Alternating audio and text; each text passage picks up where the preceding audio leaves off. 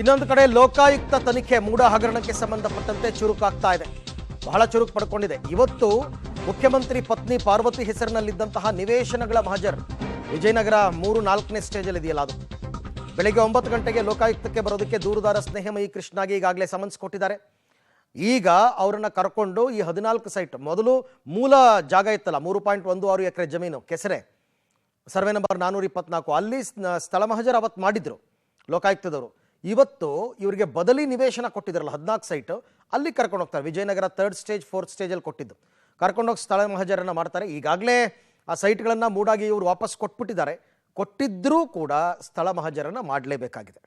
ಈ ಬಗ್ಗೆ ಮತ್ತಷ್ಟು ಮಾಹಿತಿ ನನ್ನ ಕೊಲೀಗ್ KP ನಾಗರಾಜ್ ಅವರಿಂದ ಪಡ್ಕೊಳ್ಳೋಣ. KP, ಈಗ ಲೋಕಾಯುಕ್ತ ತನಿಖೆಯ ಮುಂದುವರಿದ ಭಾಗ ಇವತ್ತು ಆ 14 ಸೈಟ್ಗಳ ಮಹಜರಾಗುತ್ತಾ ಹೇಗೆ? ಕೂಡ ಅರವಿಂದ್, ಲೋಕಾಯುಕ್ತರು ಒಂದು ರೀತಿಯಾಗಿ ಕಾನೂನಾತ್ಮಕವಾಗಿ ಇವೆಲ್ಲ ಪ್ರೊಸೀಜರ್ಸ್ ನ ಬಹಳ ನೀಟಾಗಿ ಈ ಕ್ಷಣದವರೆಗೂ ಕೂಡ ಮಾಡ್ತಾ ಇದ್ದಾರೆ. ಅಂದ್ರೆ ಮೊದಲು ಸ್ಥಳ ಮಹಜರ್ಗಳೆಲ್ಲ ಮುಗಿಸ್ಬೇಕಿತ್ತು. ನಿನ್ನೆ ಆಕ್ಚುಲ್ ಆಗಿ ವಿಜಯನಗರದ 14 ಸೈಟ್ಗಳ ಮಹಜರನ್ನು ಮುಗಿಸ್ಬೇಕಾಗಿತ್ತು. ಆದ್ರೆ ದೂರುದಾರ ಸ್ನೇಹಮಯಿ ಕೃಷ್ಣ ಇಡಿಗೆ ಮುಂದೆ ಹೋಗಿದ್ದಂತ ಕಾರಣಕ್ಕೋಸ್ಕರವಾಗಿ ಇವತ್ತಿಗೆ ಅದನ್ನು ಮುಂದೂಡಲಾಗಿದೆ. ಅಂದ್ರೆ ದೂರುದಾರರ ಸಮಕ್ಷಮದಲ್ಲೇನೆ ಅದರ ಮಹಜರ್ ಪ್ರಕ್ರಿಯೆ ಆಗಬೇಕು ಅನ್ನುವಂಥದ್ದು ಇರುವಂತಹ ನಿಯಮ. ಹಾಗಾಗಿನೇ ದೂರುದಾರರು ಬರುವವರೆಗೂ ಇವತ್ತು ಕಾದಿರುವಂತದ್ದು. ಇವತ್ತು 9 ಗಂಟೆಗೆ ಸ್ನೇಹಮಯಿ ಕೃಷ್ಣ ಅವರನ್ನ 14 ಸೈಟ್ ವಿಜಯನಗರದಲ್ಲಿ, ಒಟ್ಟು ವಿಜಯನಗರ 3 ಮತ್ತು 4ನೇ 2 ಹಂತದಲ್ಲಿ ಒಟ್ಟು 14 ಸೈಟ್ಗಳಿದೆ. ಆ 14 ಸೈಟ್ಗಳ ಮಹಜರ್ ಪ್ರಕ್ರಿಯೆ ಕರ್ಕೊಂಡು ಹೋಗ್ಲಾಗುತ್ತೆ.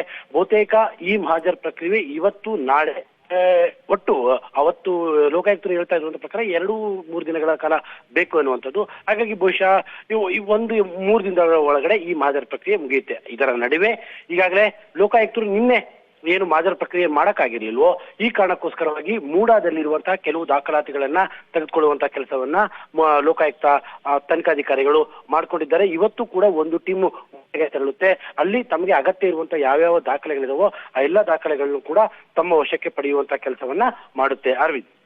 ಓಕೆ KP, ಥ್ಯಾಂಕ್ ಯು ತಮ್ಮ ಎಲ್ಲ ಮಾಹಿತಿಗಾಗಿ, ಧನ್ಯವಾದ. ಸೊ ಇವೆಲ್ಲವೂ ಕೂಡ ಆರಂಭಿಕ ಪ್ರಕ್ರಿಯೆಗಳು, ಕಾನೂನಿನ ಪ್ರಕಾರ ಏನಾಗಬೇಕು ಅವೆಲ್ಲವೂ ಕೂಡ ನಡೀತಾ ಇದೆ.